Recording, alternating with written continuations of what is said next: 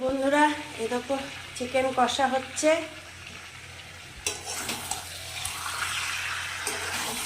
Chicken কষা করছি, আলু দিয়ে দিয়েছি। এবার চিকেন কষা করছি আর খাওয়াটাও দেখাবো তোমাদের। চিকেন কষা রবিবার মাংস না হলে হয় বলে? তা কার কার বাড়ি কী কী রান্না হলো একটু কমেন্টে জানিও।